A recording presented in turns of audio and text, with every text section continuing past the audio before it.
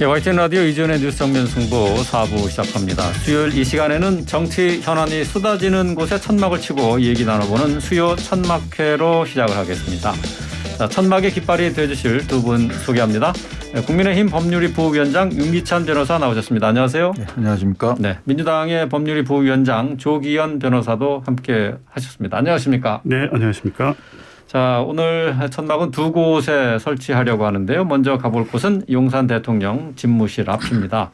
자, 최근 김건희 여사의 공식 행보가 자주 언론에 노출이 되고 언급이 되면서 제2부속실 설치 필요성이 거론되고 있는데요. 먼저 김건희 여사의 외부 행보에 대한 두 분의 평가부터 들어보고 시작하겠습니다. 조기현 변호사부터 해 주시겠어요? 예, 오늘 보도에 의하면 나토 정상회의에도 동행하신다고 하시더라고요. 예.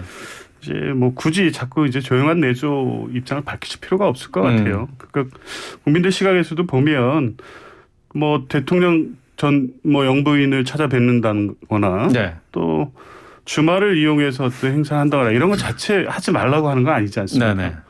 예를 들면 뭐 전직 대통령 영부인들 만나서 통합 행보를 하시고 이런 거 좋은 거 아니겠어요? 네. 그리고 주말을 이용해서 일단 뭐 서민 행보로 비춰질 수 행보하는 거 좋습니다. 다만 이제 교통 통제라든가 불편함을 초래하지 말고 하라는 정도이지 네. 영부인으로서 대통령 부인으로서 행위하는 것 자체에 대해서 비판하지는 않습니다. 다만 계속 문제가 나오는 것처럼 예. 공식적인 활동으로 공식적인 의전을 통해서 할 수 있음에도 불구하고 이 부분을 정리하지 않고 공식과 비공식 또 사적 공적 개념이 완전히 혼동된 상태에서 하다 보니까 도대체 사적인 건지 공적인 건지를 구분할 수 없는 행동들이 계속 되고 있고요. 그러다 보니까 비선 논란을 스스로 자초하신 거죠.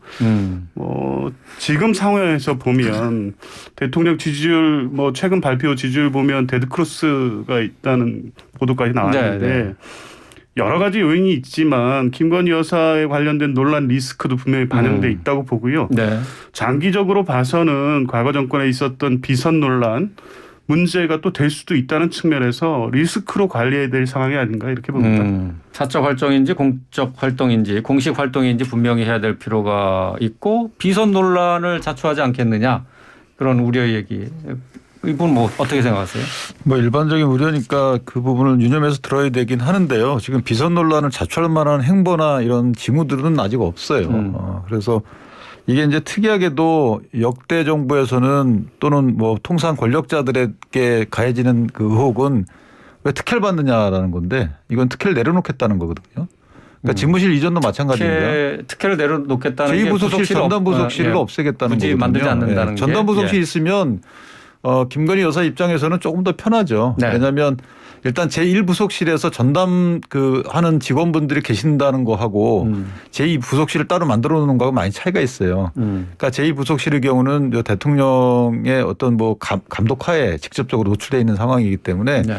조금 더 관리 감독이 더 수월하죠. 그런 측면에서 보면 제2부속실을 따로 만들지 않겠다는 것은 여사 입장에서 보면 특혜를 내려놓는 이런 관점에서 볼 수도 있는 문제인데 네. 이걸 또 야당에서 이 제2부속실 차라리 만들어라 이렇게 얘기한다는 거죠. 그러니까요.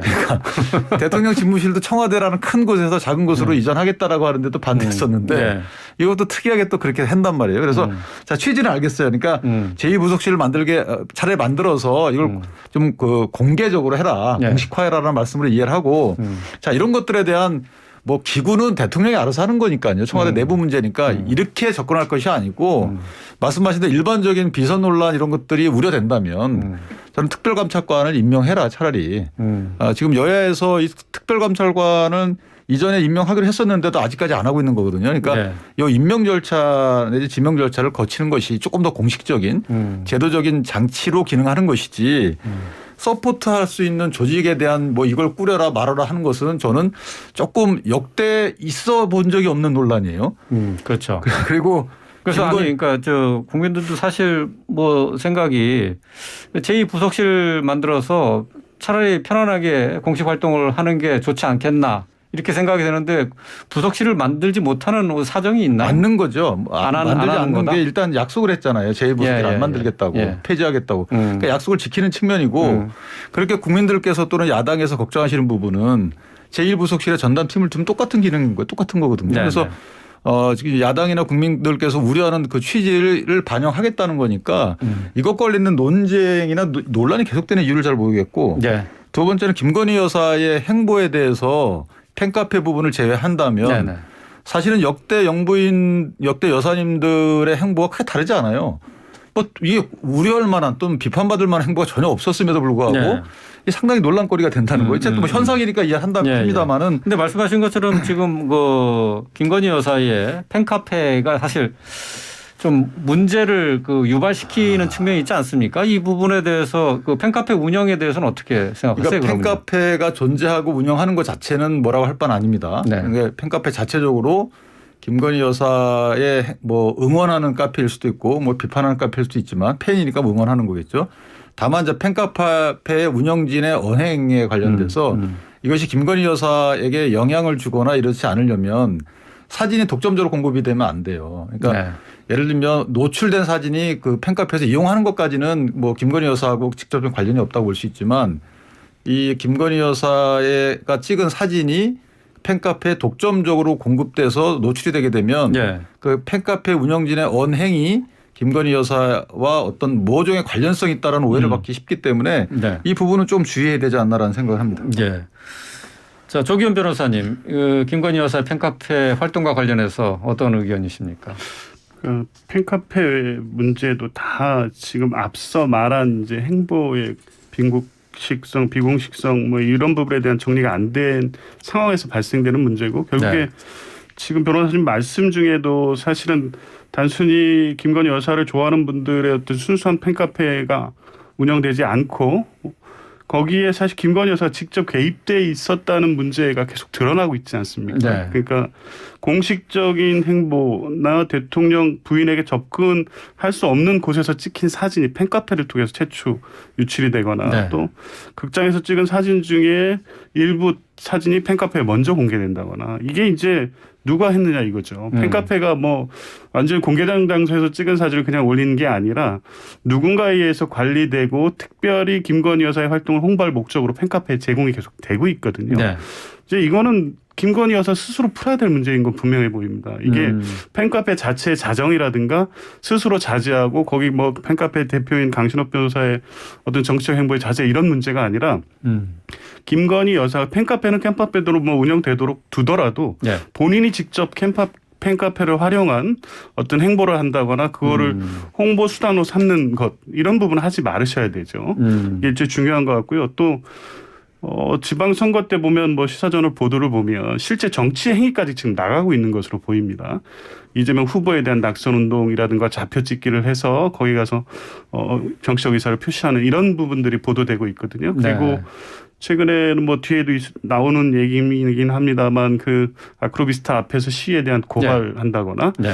여러 가지 정치적 발언을 하고 정치 행위를 하고 있습니다. 이게 순수하게 자발적으로 김건희 여사를 좋아하고 응원하는 모임 단계를 넘어서서 김건희 여사가 직접 관계된 정치 활동으로 나가고 있는 부분 매우 위험하다고 봅니다. 네.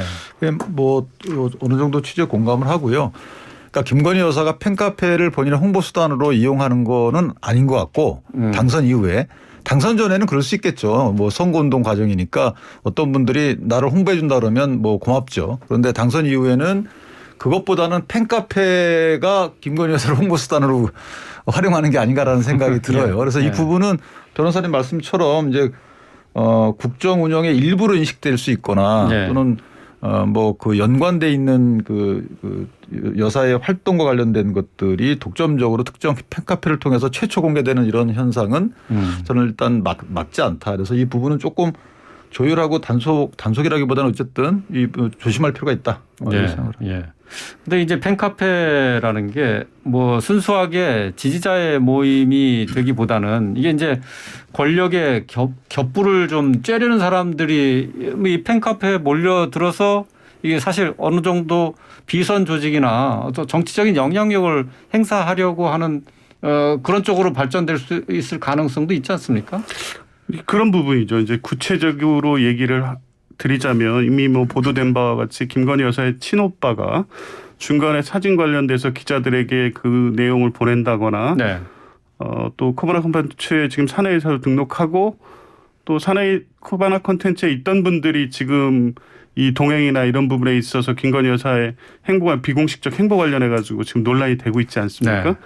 그러니까 실제 이 팬카페를 중심으로 해서 비선 논란이 될 만한 행위들이 계속 드러나고 있고 구체적 행위자들 예를 들면 그 무용 충남대 교수 네. 그분도 그렇고요. 김건희 여사의 친오빠도 그렇고요. 이런 분들이 그냥 뭐 우연히 이 그 근처에 있다가 언론에 노출되거나 한 게 아니라 본인이 적극적인 행위를 통해서 지금 문제가 발생되고 있습니다. 네, 이제 네. 결국에 이게 확대되면 비선인 거거든요. 비선이라는 게 대통령 주변, 김건희 여사의 주변에 서 있다는 것만으로도 여러 이해관계를 가진 사람들이 접근을 해서 자기 문제를 풀기 위해서 접근할 가능성이 매우 높기 때문에 이런 부분을 단속하지 않으면 네. 결국에 나중에 이제 권력형 비리 이게 이제 본질의 비선 논란이 되는 거거든요. 네.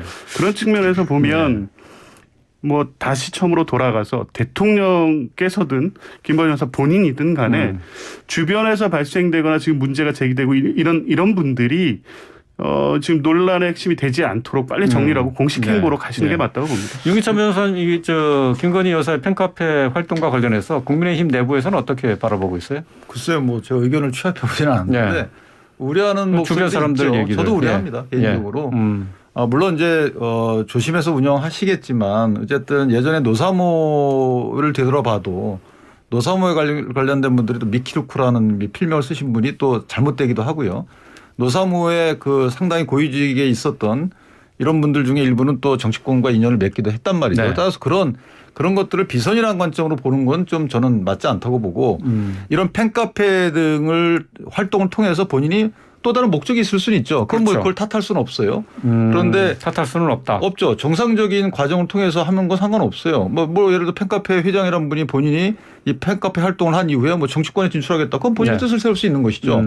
다만 그런 과정에서 이 자기들이 팬 활동을 하는 그 상대방에 대한 피해를 주지 말아야 되는 것이고 또 국민들께도 고릇된 인식을 심어주지 말아야 되는 거라서 네. 그런 부분을 스스로 조심할 필요가 있고 역시나 김건희 여사 입장에서도 이것들은 상당히 조심할 필요가 있다. 아까 말씀드린 대로 예. 오해를 주면 안 되는 것이거든요. 이 팬 카페에 대해서 나는 무한한 애정이 있다. 그런 것을 또 신호를 주기 위해서 뭐 사진을 독점적으로 준다든가 이런 식의 시그널을 주면 안 되는 거죠. 예. 뭐 그 시그널을 주기 위해서 그렇게 행동했다고 보지는 않지만 어쨌든 그런 오해를 살 만한 행동은 안 하는 게 좋겠다고 생각합니다. 예, 알겠습니다. 자, 김건희 여사와 관련된 내용은 여기까지 정리하도록 하겠습니다. 자, 이번에는 천막을 행안부로 옮기겠습니다. 행정안전부의 경찰 제도 개선 자문위원회의 권고안 내용이 발표가 됐죠. 권고안 내용을 보면은 행안부 장관의 경찰 통제권을 강화하는 내용이 들어 있어서 논란입니다. 31년 만에 행정안전부 내에 경찰 업무 조직인 경찰국이 부활하는 것으로 이렇게 예고가 되고 있는 건데요. 자, 윤기찬 변호사님부터 이 부분에 대한 평가를 좀 내려주시죠. 글쎄요, 뭐 이게 일단 조직이 생기고 안 생기고는 큰 지표는 아니라고 봅니다. 네.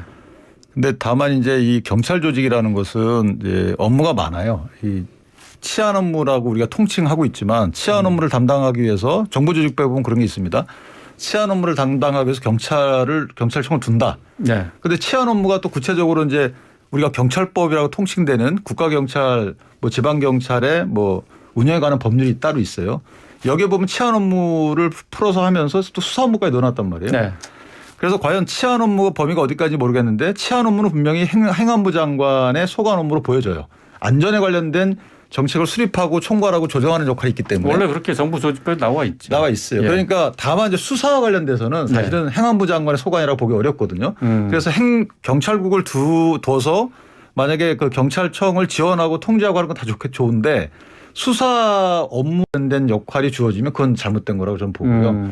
따라서 이거는 이제 뭐 이 조직을 비공식 조직을 공식화한 거거든요. 공식 조직으로 바꾼 거라서 이것만 갖고 뭐라 할 건 아니고 이걸 통해서 뭘 할지에 대한 구체적인 계획이 나오면 그 계획의 내용에 따라서 평가가 달라질 수 있다. 저는 그렇게 생각합니다. 구체적인 계획이 나와봐야 알겠다. 그렇죠. 예를 들어서 지금도 보면 그러니까 이게 경찰 조직을 통제한다 그러는데 어쨌든 원칙적으로 대원칙으로는 수사에 개입하지 않는다라는 못하게 돼 있죠. 들어가 있잖아요. 근데 이제 이게 행안부 장관이 얘기하기를 경찰 조직을 통제한다 그러는데 통제할 필요성이 있죠. 근데 경찰 조직은 누가 통제하냐면 경찰청장이 통제합니다. 근데 이 경찰청장 등 수뇌부를 통제하는 거거든요. 네. 경찰청장 등 수뇌부를 통제하는 것이 경찰 조직을 통제하는 수단이 될 수 있을까? 저는 효율성 측면에서 문제가 있다고 봐요. 왜냐하면 경찰 조직은 경찰청장의 인사권과 감찰권 이런 거를 통해서 통제가 되는 거예요. 근데 경찰청장의 인사권과 감찰권을 만약에 행안부 장관이 실질적으로 행사한다. 네. 그럼 경찰 조직은 통제가 안 돼요. 경찰청장은 통제가 되겠지만. 그러니까 이런 역학적인 부분을 조금 자세히 알고 수립한 정책인가 약간 네. 그런 의문이 있어요. 예, 그렇군요. 윤기찬 변호사가 지금 지금 나와 있는 경찰 제도 개선 자문위원회의 권고안 내용의 문제점을 다 짚어주신 것 같아요. 어떻습니까? 조기현 변호사는 어떻게 보고 계세요? 문제점을? 시대에 완전히 역행하는 뭐 경찰 장악 의도라는 게 분명해 보입니다. 경찰 장악 의도를 예. 보여줬다. 역사적 맥락에서 보면 분명해 보이죠. 이게 1990년 12월 달에 정부 조직 개편이 되면서 경찰청을 독립했던 거 아닙니까? 그 체제가 지금 31년 됐습니다. 네. 당시에 법 개정할 때 보면 원래 내무부 소관 업무에 있던 치안 업무를 뺐어요.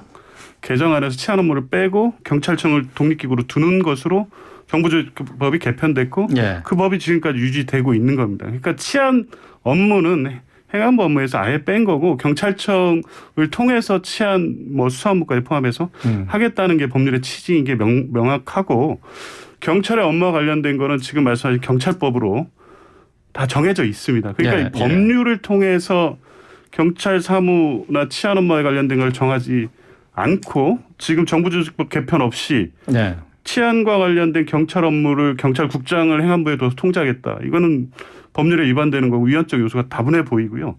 그 의도를 보면 분명해 보이지 않습니까? 지금 이 부분이 뭐 대선 공약 때 이럴 때 논의된 바가 사실 없습니다. 그런데 검경 수사권 조정 이후에 경찰이 여러 가지 뭐 실제 권한이 뭐 크게 증가된 건 아닙니다. 업무량이 늘어난 거죠. 예. 이제 그렇게 되면서 경찰 통제 필요성이 권한도 많이 늘어났잖아요. 뭐 검경 수사권 조정과 또 검수완박 법안 통과로 경찰의 권한이 그 어느 나라보다 좀 막강한 게 경찰 아닙니까? 이게 이제 실제 뭐 권한 중에 뭐 예를 들면은 뭐 1차 수사 종결권이라는 이런 부분에서 있지만 사실 이제 대부분 경찰이 수사 업무나 이런 걸 계속 해오던 부분들이었기 때문에 그런 측면에서 이제 권한이 뭐 강화됐다고 하더라도 네. 정부조직법이나 경찰법에 의해서 스스로 통제하고 경찰의 수사 업무에 대한 통제는 검찰이 기소권으로 통제를 하는 거 아니겠습니까? 그런데 행정안전부가 실제 행정적 통제, 경찰의 권한 전체를 좀 통제하겠다는 의도를 너무나 명확하게 하고 있는 거거든요. 이건 수사권 조정 이후에 경찰이 갖게 되는 수사권을 실제 검찰 중심으로 완전히 재편된 이 정부가 경찰까지 완전히 장악했다는 의도를 분명히 한 것이다.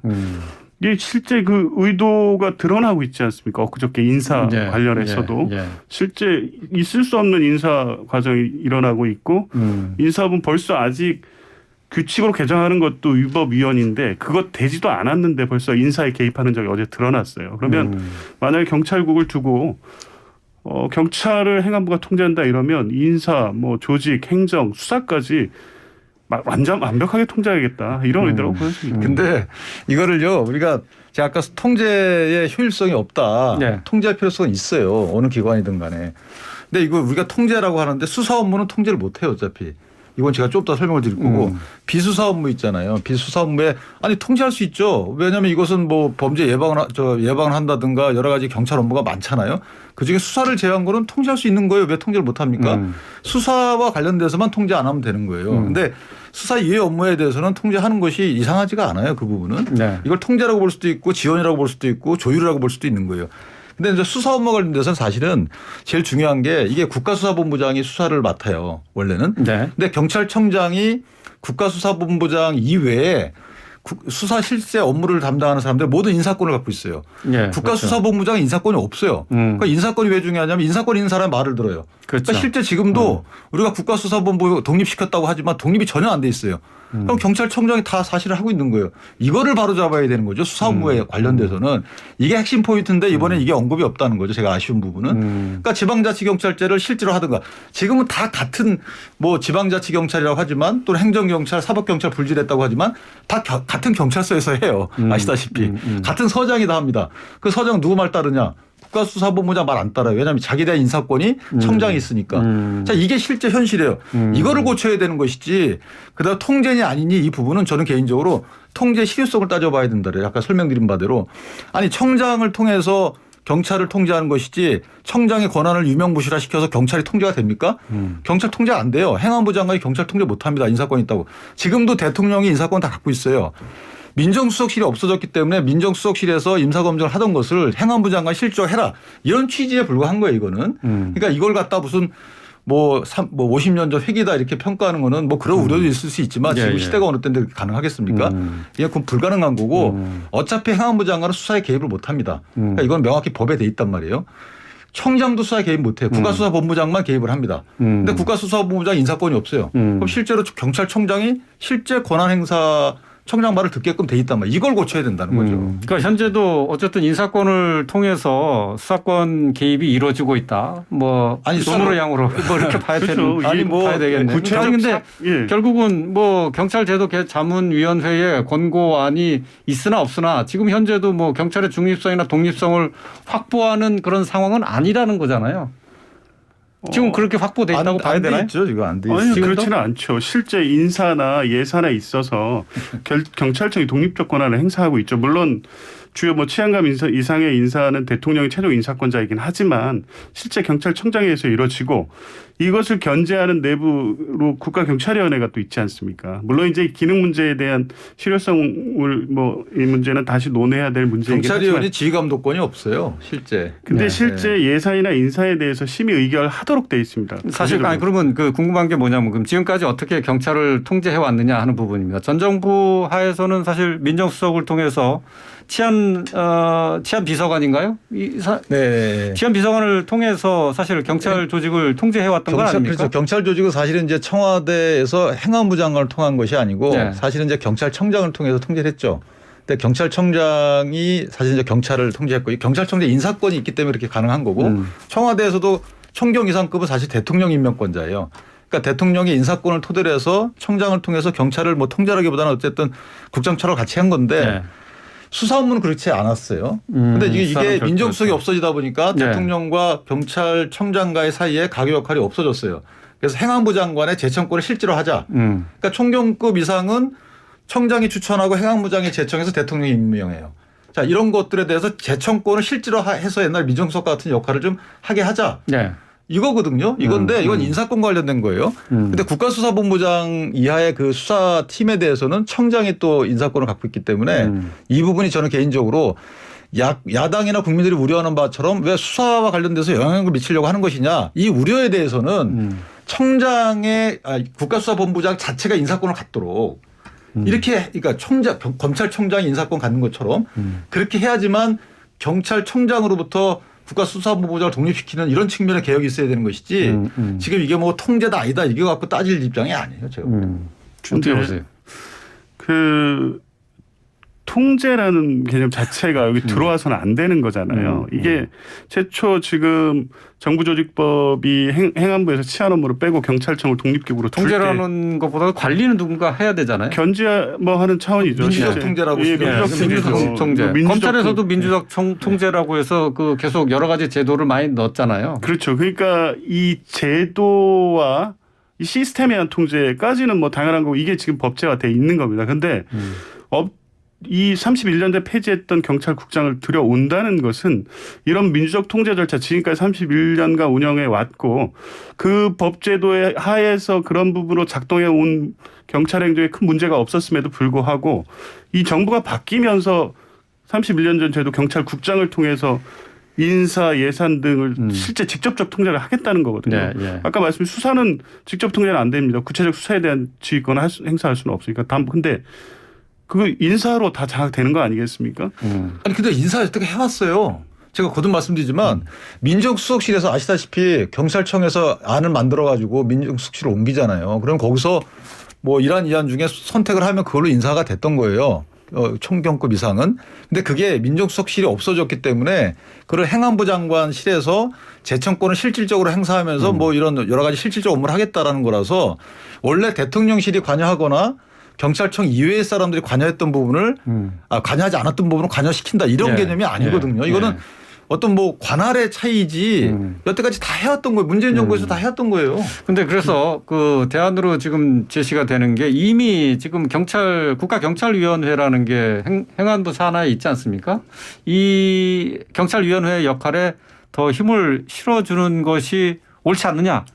이렇게 얘기를 하고 있어요. 그 부분은 어떻게 그건 보십니까? 장기적으로 저도 바람직한 제도라고 봐요. 지금 경찰위원회의 구성이나 네. 기능을 볼 때 사실 실질적으로 경찰청장 등을 지휘감독할 권한이 전혀 없어요. 그러니까 경찰위원회를 행안부 소속에 둘 게 아니고 뭐 그 국무총리 소속으로 준다든가 그러니까 실질적으로 의결권을 갖고 귀속될 수 있도록 실질적 권한을 부여하는 측면의 개혁은 저도 뭐 찬성을 합니다. 다만 이게 이제 대통령의 인사권을 제약하는 방법의 기능을 하게 되면 네. 그 부분은 조금 고민할 필요가 있어요.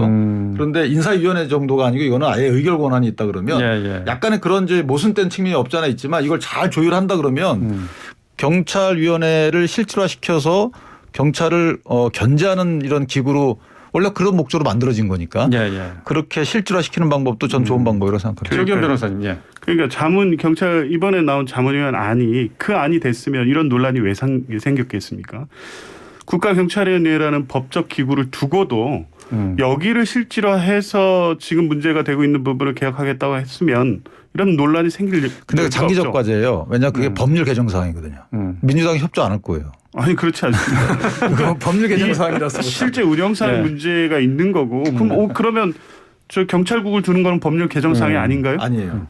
어떻게 아니죠? 치안 업무를 경찰국을 두고 통제하겠다는 건데. 중앙행정기관의 보조기관 설치에 대해서는 대통령령으로 할 수 있어요. 정부조직법이 있고 경찰법에 치안 업무를 행정안전부 장관이 그 업무로 지금 정하지 않은 상태인데 어떻게 규칙으로 그걸 정해가지고 업무 그게 해석의 여진이 있어요. 변호사님 말씀 그렇게 보는 시각도 있는데 우리 법에 보면은 중앙행정기관, 중앙행정기관의 설치와 직무 범위는 법률로 정한다 이렇게 돼 있어요. 그건 맞는 말씀이에요. 알겠습니다. 근데 직무 범위는 이미 이제 있다는 거죠. 정부조직법에 안전에 관련된 업무 조정 통과. 오늘 말씀은 여기까지 듣도록 하겠습니다. 뭐 어쨌든 빨리 원 구성해서 법률안 빨리 통과시켜서 경찰위원회 빨리 뭐 공식적인 조직으로 만들어서 하면 되겠네요. 오늘 뭐 두 분 뭐 의견이 그렇게 장기적으로 여야가 합의하면 어쨌든 그 취지는 공감하시는 것 같으니까. 예, 알겠습니다. 오늘 말씀 여기서 줄이도록 하겠습니다. 오늘 말씀 잘 들었습니다. 고맙습니다. 감사합니다. 국민의힘 법률위 부위원장 윤기찬 변호사 또 민주당 법률위 부위원장 조기현 변호사와 함께했습니다.